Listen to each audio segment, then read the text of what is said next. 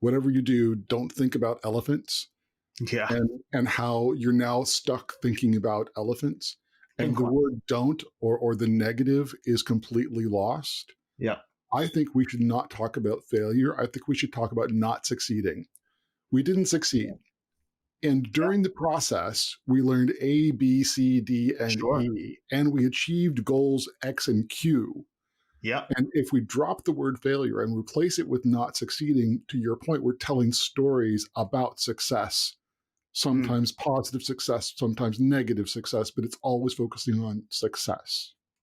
Yeah. I mean, I can definitely see why that might be one approach to take.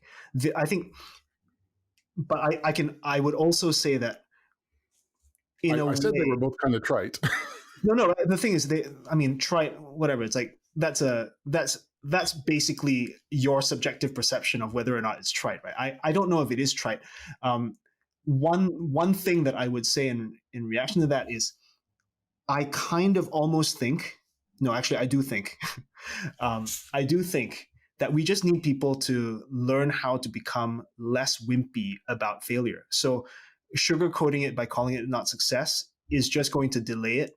Okay. In the end, honestly, for most things, failure is not the end of the world, right? So your example about students in school getting a B or a C, is it really the end of the world? I think it's just been culturally and socially constructed to seem like the end of the world.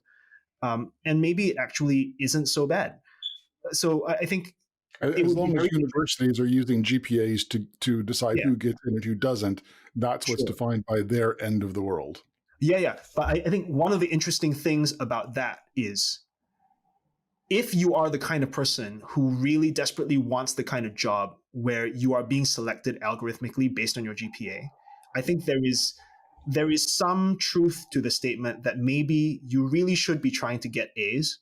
Whereas if you were the kind of person that was trying to, for instance, create a job for yourself, and you were actually very good at, I don't know, doing internships and doing other things to sort of put yourself in situations where a job can be created around what you want, where you can negotiate the parameters of the role. I think that if you're good at that, honestly, unless your GPA was truly abysmal, like you just got Fs in everything and you didn't get a diploma at all, it probably doesn't matter so much. Like right now, I mean, I'm working on some other projects on the side. I know that I would much rather hire someone who is interesting and maybe doesn't even have like a university degree at all, instead of someone that is not that interesting and has perfect grades on paper. So I mean, I can see both sides of the argument. Like, if you want to get organizations to be better about not succeeding, maybe we should talk about not succeeding and not failure, because that's a trigger word right nowadays.